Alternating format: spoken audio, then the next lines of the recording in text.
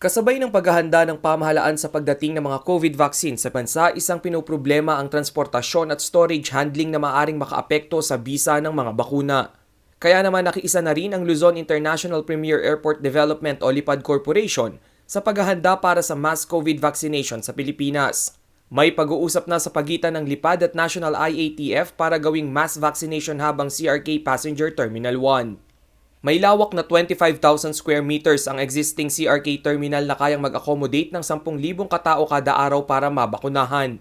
Hindi rin umano maaantala ang ilang chartered flights dahil sa darating na Hulyo ay operational na ang CRK Passenger Terminal 2. Kung matutuloy ang plano, mas makasisigurong ligtas ang mga bakuna dahil hindi na kinakailangan pang ibiyahe sa malalayong lugar ang mga COVID-19 vaccine sa oras na lumapag ito sa Clark Airport.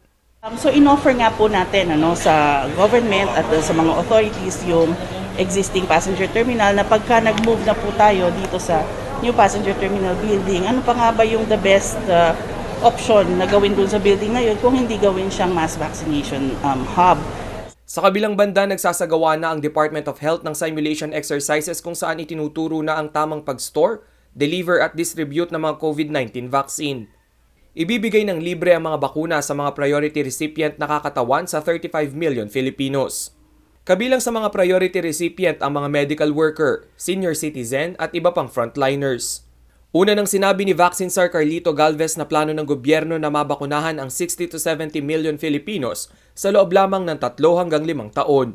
Halos nasa 60 to 70% yan ng populasyon ng Pilipinas na pumapalo na ngayon sa mahigit kumulang 107 million.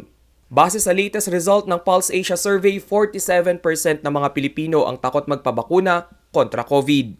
Ang rason ng karamihan, hindi nila tiyak kung epektibo at ligtas ang mga COVID-19 vaccine. Inaasahang sa susunod na buwan ay darating na ang unang batch ng COVID vaccine sa Pilipinas. Hindi pa naman tiyak kung anong bakuna ang mauunang mag-roll out sa bansa. Rainiel Pawid, CLTV News.